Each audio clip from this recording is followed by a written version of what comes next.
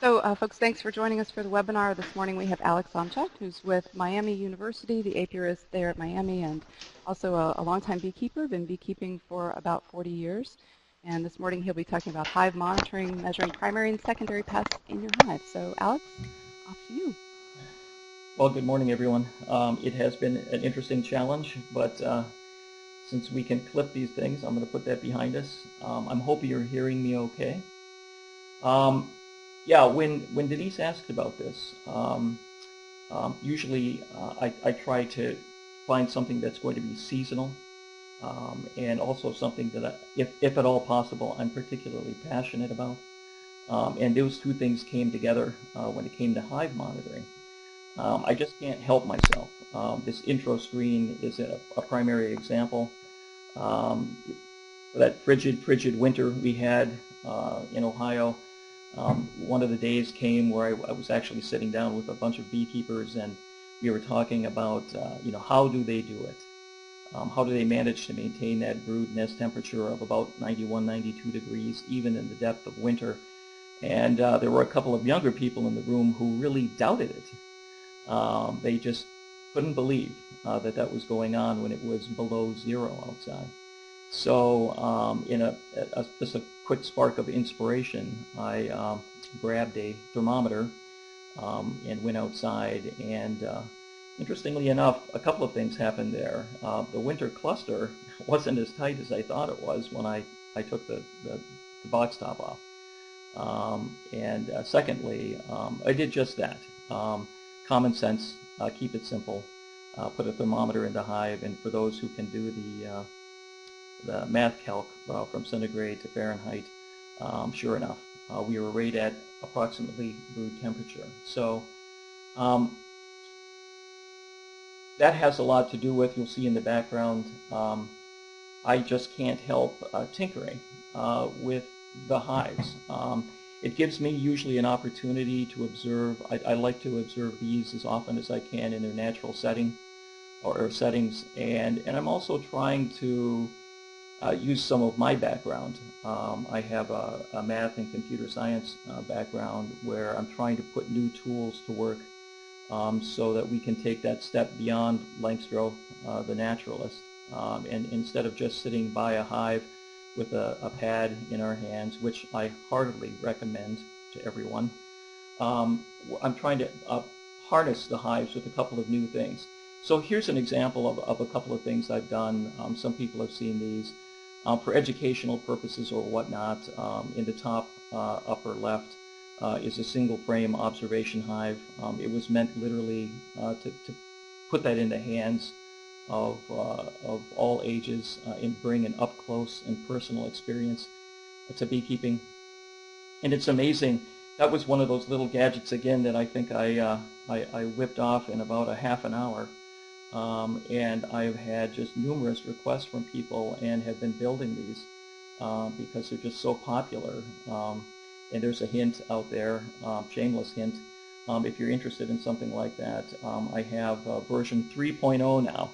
They say it takes about 3 versions to get things right. So there's an even better with a sliding magnifying glass for people to do viewing. So send me a note. I'll be happy to talk to you about what we can do. And below is something else that we did. It was another colony for monitoring, and that's what this is all about, where I wanted to provide a kind of community experience where this Igor hive, we called it, was actually built so that you could put these Lexon dividers right down the center of this colony, and it was on an aluminum rack. And then you could open up this hive 270 degrees and step right into a full-size bee colony. And it was actually inside the building, not out. That was some testing that we were doing there, so that we kind of took the observation hive to a new level. But at the end of the day, there were a lot of interesting things we did to that. We put some flight monitors and counters. We did some temperature and even some gas exchange issues that were happening. The whole idea, again, trying to combine a little of the new with the old, and allow other people who don't normally get that experience to see what's happening inside the colonies. I will say We put this in at the Ecology Research Center at Miami University, and quite literally, from kindergartners to faculty to nursing homes, this room became the hotspot for about 2 summers once folks knew that this was available and that they could step literally into the middle. And the idea is it was a little sensational. That wasn't the original intent, but it certainly did grab people's attention, and I think a lot of learning took place. So stepping into the middle of this particular presentation, though, I feel a little disclaimer. We only have 45-ish minutes with questions. So I'm going to take a second. This is not, for those of you looking, this is not going to be about certain things. It's about hive monitoring and pests in particular. So that's to be deciphered between pests and diseases. And yet that was very hard. I mean, even when I put this together, and I give this prime example, when you talk about Varroa today, originally Varroa was seen pretty much as a pest and a primary pest. But now we've linked Varroa to a whole host as a vector for both viral and bacterial diseases. And so it's hard to even separate the two. So even when you want to talk about pests of the hive and you talk about Varroa, it's very difficult to blur that gray line on where you now start talking about diseases. I'm also not going to talk about poisonings, toxins, insecticide, pesticide issues, and the monitoring thereof important. Some of the work that Dr. Reed Johnson is doing, I'll point you in that direction, is fascinating and interesting. And I'm also going to try to stay away from specific treatments. Again, given the time slot we have, we could get inundated. This spring at Worcester I did a complete class on the small hive beetle, and I was again amazed. It was standing room only. It shows you what a critical issue this is. But we can't get lost if I'm going to talk about monitoring in general. And that is my goal here. What I'm looking to do when we walk away, the takeaway here is I want you to think about monitoring a little bit the way I do, and that is it's a mindset, it's an approach, it's a way of dealing with our hives, and so there's something to be said for all of these years beekeeping, and I think this is probably one of the primary takeaways for me, is that over time I've developed an approach. Down on the bottom I kind of indicate it's kind of a doctor-patient or a detective approach to what's going on, and we'll talk a little bit more about that as we get into this. But the big takeaway for monitoring is not a specific thing, but a way of viewing our hives in the future. So this looks a little daunting. This is my task with the minutes remaining.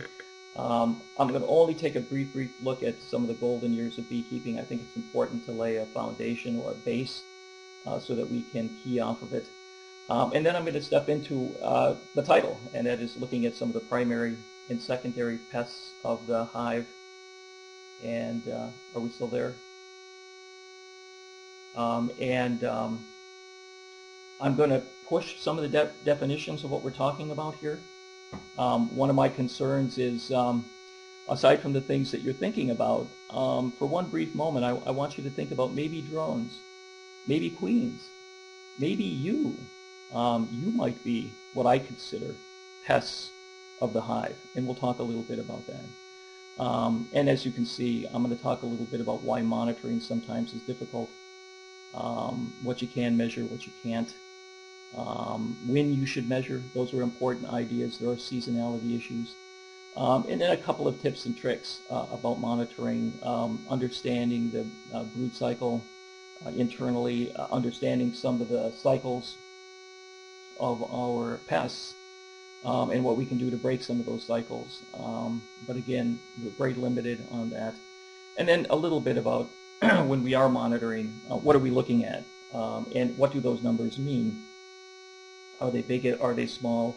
What are some baselines? What are acceptable limits and thresholds? And then we'll talk a little bit finally about some monitoring tools and things that I use, and hopefully you as well. So But I'm going to come back to this cycle. When we leave here today, I'm really hoping that this is going to be a lot more about you in monitoring, not just a typical tool or tip or technique that I can give you. There are going to be a couple in there. But I really think the issue here is going to be a change in how you approach your hives in the future. So, so briefly, and I'm not going to spend a lot of time on this one, most of you listening are pretty familiar with this. When we talk about pests of the hive and monitoring them, you know, some of them are old, as far back as we can go. American fall brood, European fall brood, things of that nature have been with us.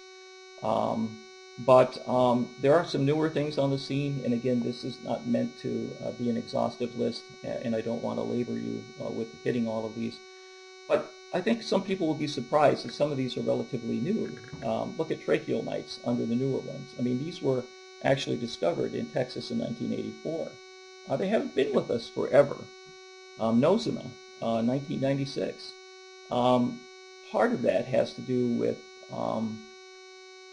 I mentioned this at the bottom here, our scientific, what I call scientific prowess, and that is just our ability to look into the hives at a micro level and try to discern. I mean, some of these are spores, some of these are bacterium, some of these are virus issues or viral issues, and science just wasn't there to look at them.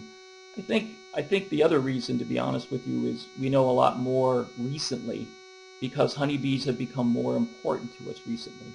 And many of you are familiar that our codependent food-forage relationship is now becoming paramount.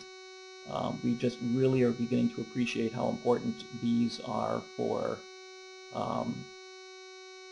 the pollination of our crops, and what I refer to as a sustainable nutritional program, which the American Cancer Society is now really pushing. We're all supposed to be getting that proverbial 6, 7, 8 helpings of fruits and vegetables a day to lower our cancer risks. We're in the era of cancer prevention more than cancer cure, and honeybees, honeybee pollination of fruits and vegetables so that we can supply affordable quantity, quality fruits and vegetables for all is taking a major place at the table. So the science is starting to come around. Oh, and by the way, before I leave the golden years, when you look at this cute illustration that I have here, there are days when you think about the golden years. Were they so golden? We didn't have the modern beehive. We basically were robber barons. And it's kind of like when everybody talks about the proverbial time machine, would you want to go back? And the first answer is there's this whimsical yes. The second answer usually comes with, well, it depends. Can I bring my eyeglasses, my toothbrush, my doctor, and my dentist with me? And so we have to be careful that we don't romanticize the past too much. I borrowed this slide from Dr. Reed Johnson, just to give us, when I talk about monitoring, these are the kinds of things I think about. And these are in relative scale to how big of a problem they are to the general beekeeping community. So not surprisingly, when you look at Varroa, but then again, we're talking about pests here today. The other things certainly play a major, major role. And so that's why I said in the very beginning, I'm just forced by time to limit ourselves to a subset of what's going on here. So you can see where tracheal mites, you can see where Varroa, but again, the other issues that are surrounding all this and why it's so complex, and why we have to sometimes just kind of break it down. Somebody kept telling me this old line, I think when it comes to dealing with pests and diseases of the hive today, what was it? The analogy goes, it's like eating an elephant. You have to do it one bite at a time. And I don't know why that has stuck with me, but I've heard that said to me so many times in the last week and a half that I'm starting to use it myself. So to the point, you know, the primary pests are not going to surprise you. When I think of primary pests, or what I call critical stressors, these are the ones that if we don't do something about them, they can literally take a colony down. And so we just can't step away from the two biggies, that is Varroa Destructor, and tracheal mites, more or less. It ebbs and flows through the years. This used to be a really, really big problem. And it doesn't appear to be as big of a problem, but I still consider it a primary pest of the hive, simply because of the role it plays. But I also want to seed this webcast with the idea of drones. If we define a pest, in our case, as something that plays a negative role on a colony and potentially affects its health, its overall well-being, think about drones for a second. I mean, most of us are familiar with the idea that drones are now the, for lack of a better term, the STD carriers in the bee world. They're bringing in the varroa mites, they're bringing in other diseases, and they're the ones that are allowed to, to stretch the analogy here, cross-pollinate with colonies. Where worker bees are colony-specific, drones are allowed to drift for a whole host of biological issues, basically resorting to genetic diversity. But with them come a whole series of pests and diseases. And so if you take a 10,000-foot view, are drones bad for our colonies? Most of us have recognized that drone health, we wanted to get away with them. We came up with our manufactured comb, our drawn comb that limited the amount of drones in colonies. And then for a while, we were recognizing that the drone loss was too huge. We didn't have mating drones, sufficient mating drones in yards. But there's also a lot of literature that suggests for a colony to be healthy, quote unquote, there has to be this, quote, high relationship number of ratio of drones to workers in the colony. That being said, the new role of the drone, with so many of us getting our queens mated, both open mated and instrumentally mated from bee purveyors, drones generally are not playing the role in our colonies that they used to, aside from potentially being a pest of the colonies. So when we talk about reducing pests of the hive, you might want to think seriously about drones as well, and there are a whole number of ways that you can do that. A little bit of a stretch here that I just wanted to throw out was queens. For me, I'm going to define a queen to be one of my primary pests of the colony as well, only insofar as I think that queens that are showing up that are already carrying disease from your bee purveyors, queens that are undermated, unhealthy. Already I can hear the drone out there in the community that queens are starting to fail already this time of the year, and people are surprised.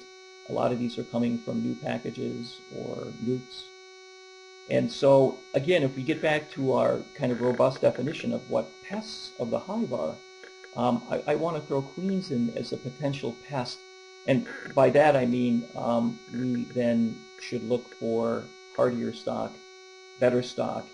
And even if your queen is failing, if we define a pest as something that impacts a hive and potentially takes that hive down in global terms, and you have a queen that's failing either because of health or poor egg-laying ability or so forth, by definition, she possibly could be a pest of the colony. And lastly, and I know I'm stepping out onto a limb here, when I define primary pests of the colony, on a rainy day, a Tuesday, 3:45 in the afternoon, I sometimes think beekeepers are pests of the colony, and I put them as a primary pest. Not so much that I'm concerned about beekeepers getting into their hives too much. I'm concerned about beekeepers not getting into their hives enough.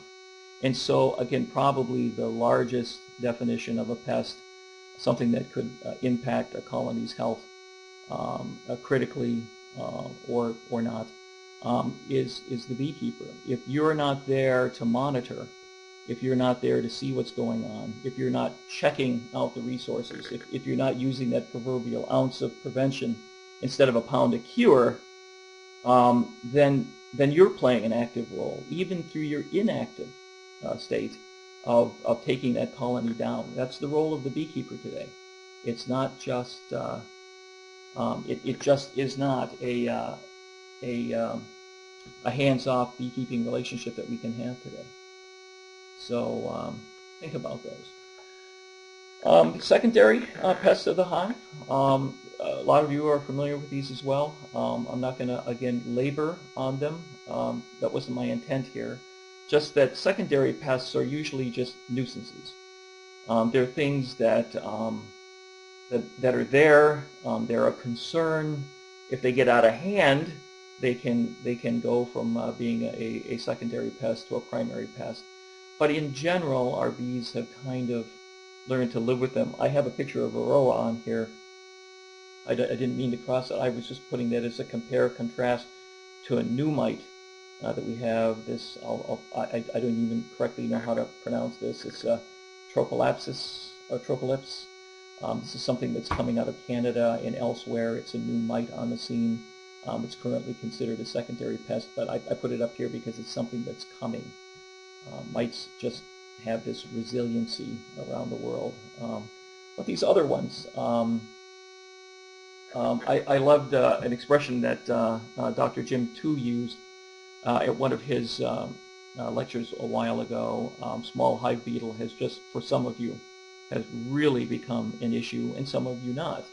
And so how do we deal with it, and how do we categorize it?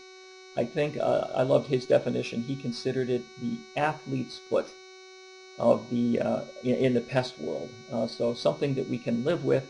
It makes our lives uncomfortable, and it's kind of an ongoing problem. But we can live with it.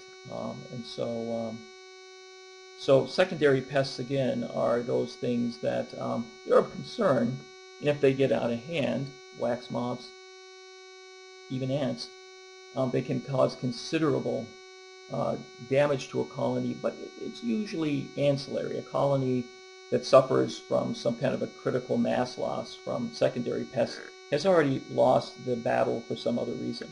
Wax moths will take over a weak colony or are dead out.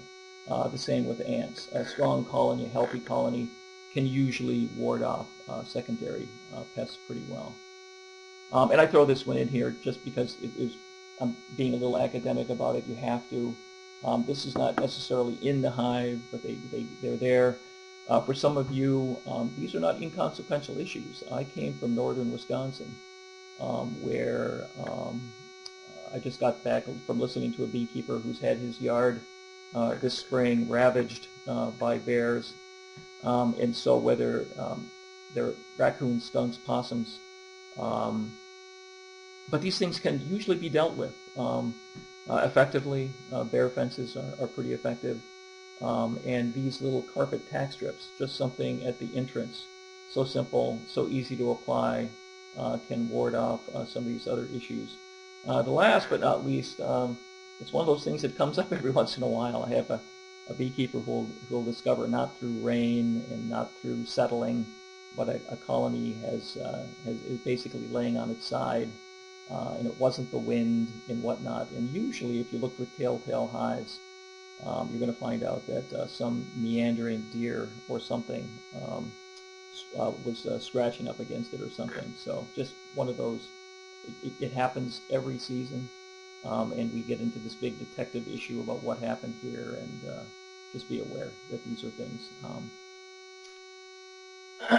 When it comes to actual monitoring, it's really quite amazing that this has been an evolving process over the last couple of decades. I'm going to give more visual examples, but just for your eyes to see, there's a whole host of things, and that's the takeaway here. Again, I didn't want to give you a recipe of specific monitoring issues. We'll get to one or two.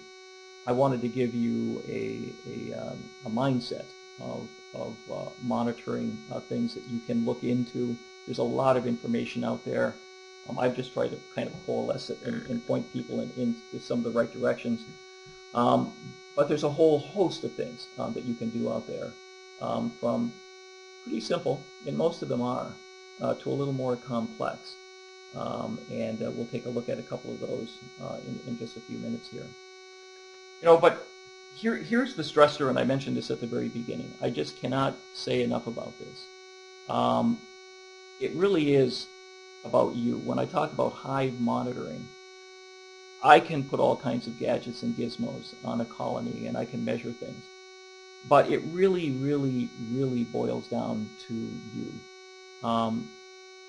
You bring such a set of education, wisdom, experience to the game, and we'll talk a little bit more about that, because if I had to pick one monitor, my favorite monitor out there, it's an educated beekeeper.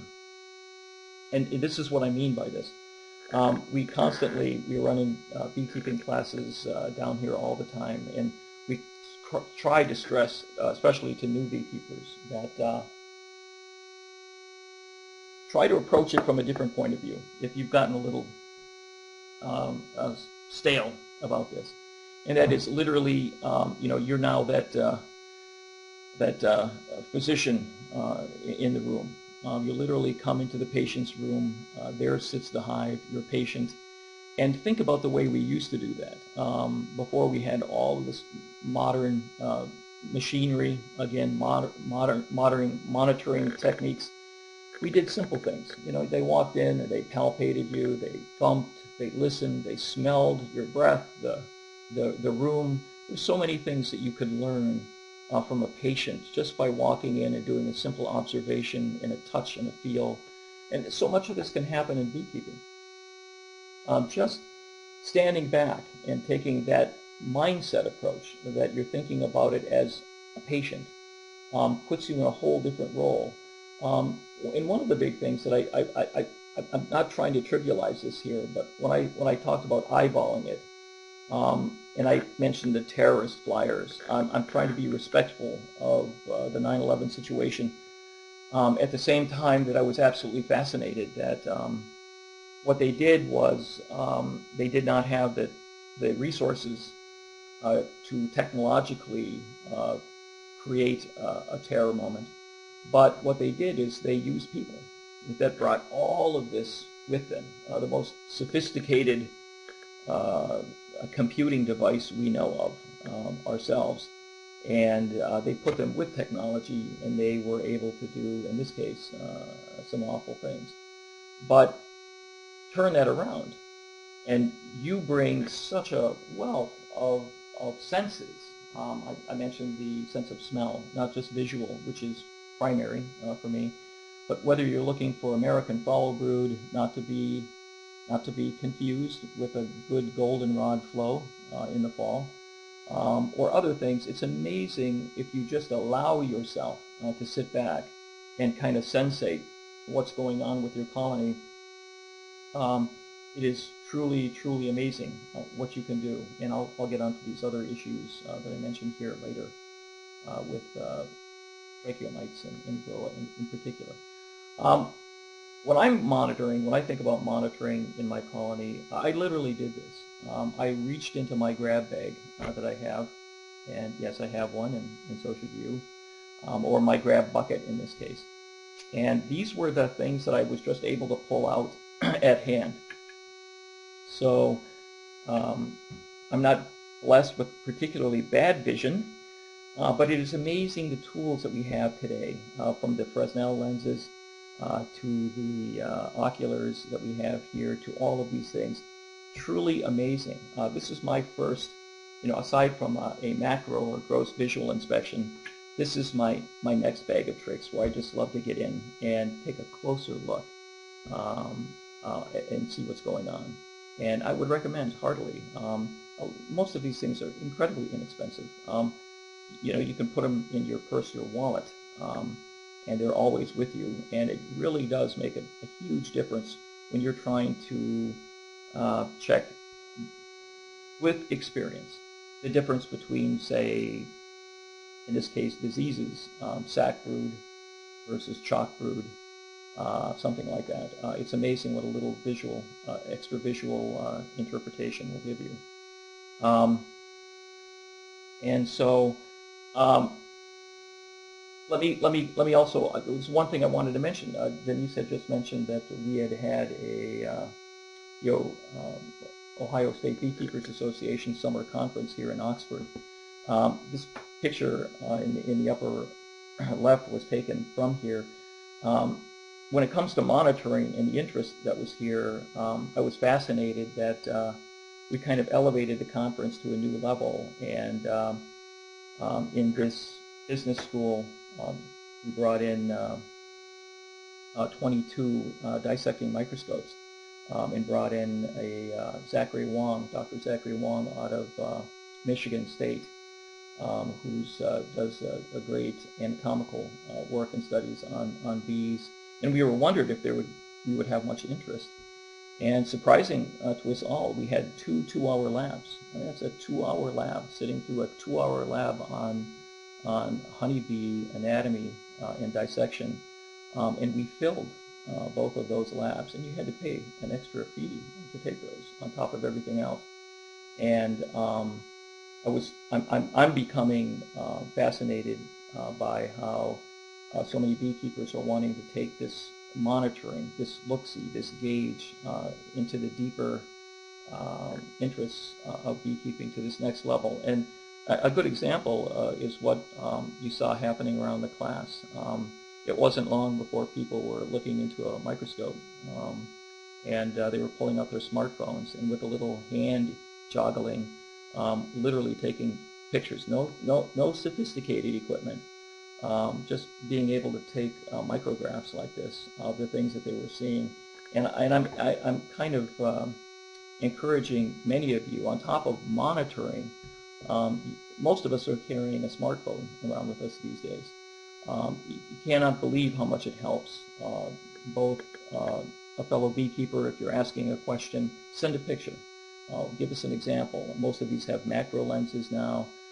This is an amazing time that we live in, that we can share this knowledge and you can get an answer to your question and point out exactly what it is you're looking for. So keep that in your arsenal of tricks, monitoring tricks. Take a couple of snapshots. Some things that you can review over time. How is your brood growing? If you see something odd or interesting, if you're trying to talk about a pest, what you consider a primary pest or maybe a secondary pest taking over a colony, take a couple of shots, share them, give us an idea of what you mean. And we're all the way back to that visualness again, using you more than any other sophisticated monitoring technique, is that if you just look at some of the things that we see here, this is what we do. We can just look at frames of pollen, or we can look at the deadfall on our bottom boards, or we can watch wax moths taking over a colony, or watch hive beetles, or even larvae on the bottom board. As long as you, again, keep yourself in that receptive mind that you're approaching your colony and you're looking for things. You're purposeful. You're intentful. You've got yourself prepared to try to look at a series of things that may be going on. One of the big examples, and people would have been disappointed if I hadn't talked a little specifically about monitoring. So I'm going to pick our biggest problem out there, and that's Varroa. And why, when I talk about monitoring, one of the other things that you have to keep in mind is timing. I call this, riding the bell curves here. Whether you look at the life cycle of the honeybee on the top or the mites on the bottom, interesting that they almost resemble exactly. They go through the same kind of population explosion, growth, maturity, and then finally they level off. But they're out of sync, and that's a very important thing to keep in mind. When are you going to be doing your hive monitoring? If you're doing it on the front end, you're starting to see a lot of bees, but you're not seeing a lot of mites, you could be making a false assumption that this is just going to be a low mite year. I'm not going to have that problem this year. When in fact that's really not what's happening. What's happening is, in science language, the two curves are out of phase. And so the mites are coming, but when you start testing for them and you want to catch them on their way up this curve is critical. So just another thing to keep in mind when you are doing any kind of hive monitoring is that oftentimes there are, as I said, there are regional issues. Some things affect some people more than others. Some people have big hive beetle problems, some people don't. And interestingly enough, even Varroa itself will present in different parts of the state, in different parts of the country, on different years in different ways. It's a very complex relationship. But even within your cycle, your microcycle where you are, if you're going to be doing monitoring of Varroa, for example, you want to be careful about when, and you're not making assumptions that you don't have a problem because you were testing at the wrong time. So as an example of specifically of monitoring, some of you are familiar with some of these. This is what is fascinating to me. It's the evolution of monitoring, particularly of Varroa. This is what we usually did. It was a visual inspection. We were either looking for Varroa visually on the bees, or we were looking for symptoms, KY issues, open or unhatched cells, and a spotty brood pattern. But then along came things where people got clever with the tools we had in our grab bag, and one of them was cap scratcher, typically used in the honey room to open up those cells that have been hiding on us, or that we can't get without some interesting manipulation or a carpal tunnel problem, we can't get our heating knife to do. We use a cap scratcher to do that. Well, then we used it as a probing tool inside of our hives, and we saw things like if you pulled out this beautiful ivory drone pupa, in contrast, where since we know now that Varroa are attracted to drone larvae, in particular because of that extra time they spent maturing in the cell, as well as some other issues, you could see and count a Varroa infestation. And so this was one of the ways that we could monitor kind of by hand. And then that led to other issues where, well, what if we deliberately put in, like the green frame on the far right, we put in drone cells, larger cells, where we literally create a drone trap. And then we rid the hive of those drones before they mature, usually by freezing them or something and putting them back in again. The point being is that slowly but surely we're starting to use different methods. Then along came the sticky boards, and I think these were interesting. They were, for the beginning, I'm all in favor of experimenting, looking, gauging in any way you can, and I still encourage these. I think sticky boards are a good way. You introduce some kind of arcicide, very typically, to stay away from brand names, but you use any one of the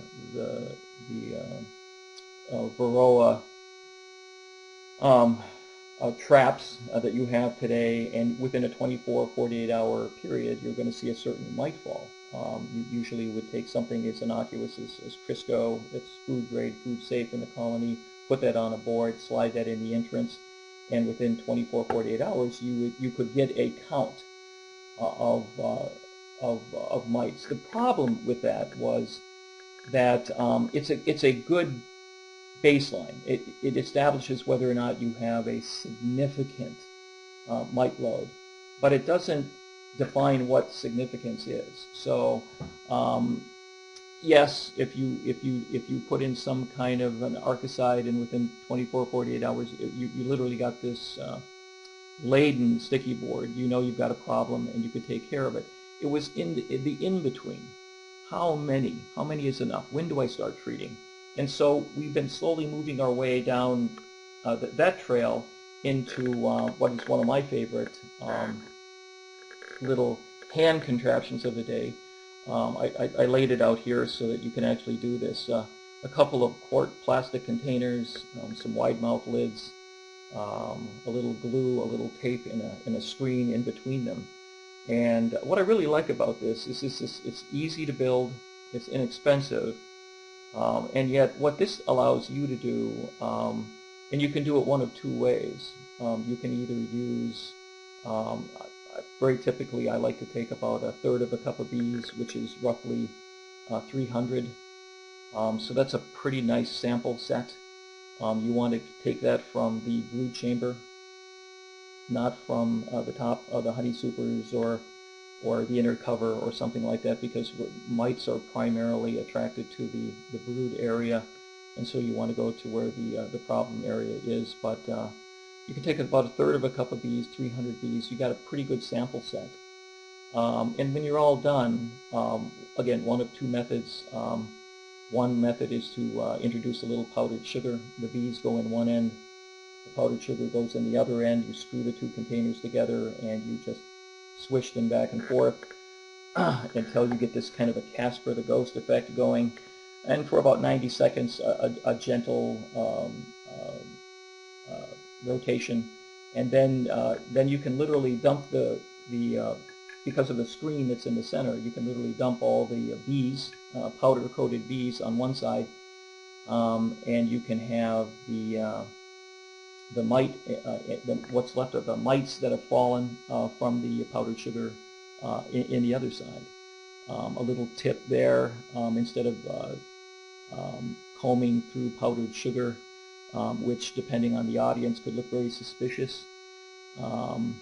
You can, I like to just bring with me a little bit of water and a paper towel.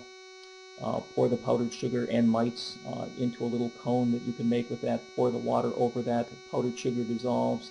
You're left with a simple mite count. The other way to do it is to introduce a liquid solution instead of powdered sugar. You can use an alcohol base. You can even use water. It'll work effectively. Again, you're saying 300, 1/3 of a cup of bees. Swish it. This time you can be much more vigorous. Unfortunately, you're dispatching some bees, but we're looking at overall colony collapse and health, so that's important. The same thing. Now you can get a total mite count. Now there's a difference between those two tests. I'm not going to labor here. One is more sensitive than the other. Obviously, when you're using a liquid solution and you're being very vigorous, you're going to basically dislodge most of the mites from the bees. If you're using powdered sugar, it's found to be not quite as accurate. Some of the bees don't get dislodged, but you're also not killing that many bees either. The key, the takeaway, is that for the first time, and it's such a simple device, you can now get not just a sticky board with a bunch of specs on it, and you don't know how to interpret that. When do I treat? When don't I treat? You can actually get an exact assay or a sample set from the brood chamber, and then, of course, the literature gets a little interesting, because when you're talking about a percentage of infestation, if I have, 10 mites, I have 300 bees that were part of the sample set, so roughly I have a 3% infection rate. It turns out that depending on who you listen to, by the time you get around 3, 4, 5%, this is already starting to become significant, and you should be thinking about treatment. But what it really does give the beekeeper, though, is an opportunity to do something simple and to do it throughout the season. And you can literally watch this mite count increase. The key, again, is by accurately monitoring and continuously monitoring, you're going to get to a point where you can literally see per your colonies, not in general, not in theory, but you can actually see yourself specifically what's going on, and then when specifically to treat or not to treat. I hate to tell this to people, but when there's a little hesitancy about the extra effort that it goes into hive monitoring, I keep trying to indicate that one of the background benefits is that it's kind of like taking your car in for a checkup. Yeah, it's not something that we look particularly forward to do, waiting around, yada yada. But by the end of the day, if you've been told by your mechanic, yeah, you're good for another 100,000, things are great, you kind of walk away with that. Same thing with doctor checkups. We're doing many more of us are doing annual checkups these days. You just kind of walk away with this feeling of it's under control, and that's a much better position to be in than being a passive observer. And that's where I was indicating that you could potentially be a pest of your colony. If these things are going on and you're not monitoring them, and then you're not reacting appropriately to that monitoring, then arguably you're a problem of your colony, and that's something that we can all fix. So, in hopes of leaving a little bit of time for questions, the general here, the big takeaway for me is that monitoring is much more of a mindset than it is a bag of tools. The tools are, as we saw through the presentation, the tools are constantly changing. There are amazing traps for small hive beetles. It's amazing how clever people are getting to come up with things like this. There are different techniques for measuring varroa, as we've seen. But the real key to monitoring a colony is to develop a relationship so that as you approach your colonies again, we temporarily put aside, look, I love to pull up a chair and just visually watch and appreciate and enjoy what's going on. But sometimes we have to walk into that room and we have to wonder, does my hive have cancer? And then do the appropriate detective doctor test to make sure. And this even works when it comes to comparing and controlling to your individual colonies. Don't think of them. Each colony is its own patient. You can have whole yard expressions of something, and usually you do. Trust me, if you have something like American foul brood or some other disease creep in, it can spread rapidly. Again, welcome to drones, what I consider a modern pest of our colonies. But that's why monitoring becomes critical. Instead of prophylactically treating your entire apiary, you want to monitor and treat individual hives. And it's important that when one child has got a cold or a fever and they actually need an antibiotic, we don't take all the kids in and get them doused because it would be good for them. But with that said, and I'm talking about it being about you, that's just something that comes with time. The more time you spend, and which is why I love putting these observation hives together, because once you establish some baselines for behavior, you begin to compare, contrast yourself, and you will see what's a healthy colony, what's not a healthy colony. You won't necessarily know why, but you'll know that something's up, and that cannot be overstated. And like it or not, especially in those winter months when those magazines and books come, I really do implore you to understand a little bit more about your seasonality, when things are blooming, when they're not, when your hive strengths are peaking, when they're not. And the same thing about some of our pest cycles. As I gave an example earlier, it's important to know when varroa is coming on and when it's not. Otherwise, you could be making some false guesses about what's happening and not. So at the end of the day, I'm still going to make the case that through all of this, there are some tremendous tools out there. There are a neat bag of gadgets and tricks that can help you in hive monitoring. But first and foremost, it's always going to come back to you, the educated you, the beekeeper in the know, who's going to be able to make that first grade assessment about whether a colony is doing well or it's not.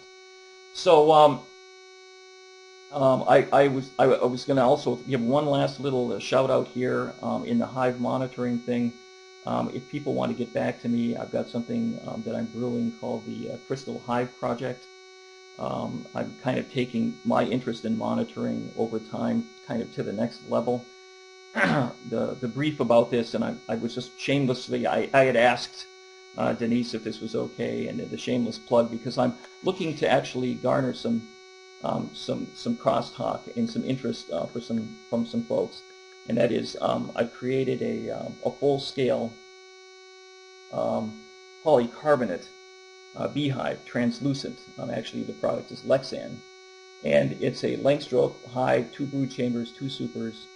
And inside of it, I have, so that you could get a clear visualization all the way through it, I've actually, my screens just went everywhere. Is that my computer, Denise, or yours?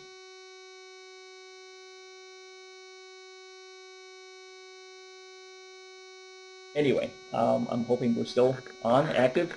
I've put 70,000 micro LEDs in this observation hive for monitoring and creating a synthetic hive. Phase 2 and Phase 3 will involve actually lighting that up and then using sophisticated software to emulate a lot of pests and diseases of the colonies. So in the grand scheme of monitoring, I just wanted to throw that out there as something, a grab leg that we could talk about. I'm done. Denise, do you have something? I'm not hearing anybody out there.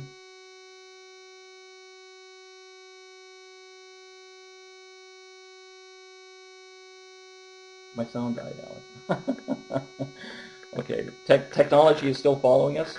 I want to thank all of those of you who have been patient enough. I can see questions if they're coming across, but I can't hear you.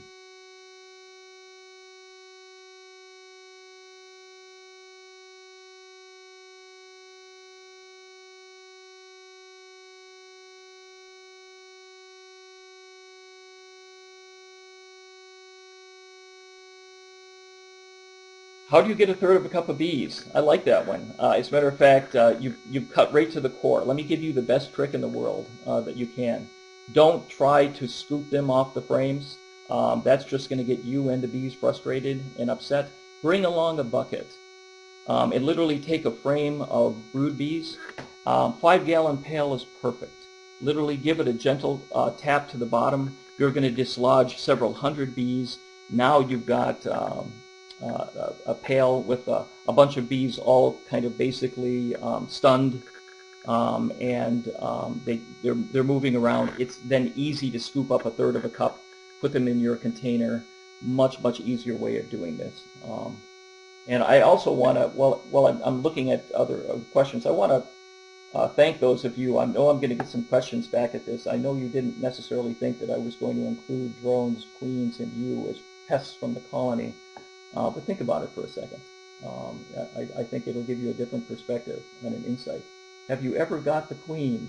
No, because I do that when you are going to thump that container and potentially put them at risk. I specifically look on that to make sure I don't have the queen. But beekeeping is an art more than a science. I think beekeeping is an artful science. How about that? Using sticky boards for mite counts. Why is the 48-hour count method not accurate? It's not accurate in this sense. It's not accurate that you don't know how many bees. I mean, how strong is that colony? That colony that you put it in, is it 30,000, 60,000, 70,000 strong? You put in a miticide, then you're also curious about, did that miticide, is it effective? Have you used it before? Are those that miticide resistant mites in there? And again, the bigger one here is just that you don't get a chance to know how many mites per how many bees. You cannot get an accurate gauge. It tells you that there are mites in the colony, but what proportion or percentage? And that's what makes it difficult. You want to get a little more of an accurate count before you start thinking about using miticides. Are hard on bees. You know, we use them because when you consider the alternative, you know, it's something that we do. But miticides generally give mites a lethal dose of medication and a sublethal dose to our honeybees, and we generally don't think that. This is not innocuous to honeybees. Honeybees don't like this stuff. It's harmful to their general health. And so if you don't have to use them, you don't want to. And again, Hive Monitoring gives you the ability to try to come up with a baseline or a threshold where you could say, look, at a 3%, 4%, 5% mite load, that's when I'm going to start treating. So how often do I monitor? You know, I monitor throughout the entire season for a whole host of reasons. And to be honest with you, the answer to that is when you use that kind of doctor-patient mentality, when you go in, I'd like to say that I'm actually monitoring all along the way. I'm not doing so disinterested, and it's not over-preoccupying.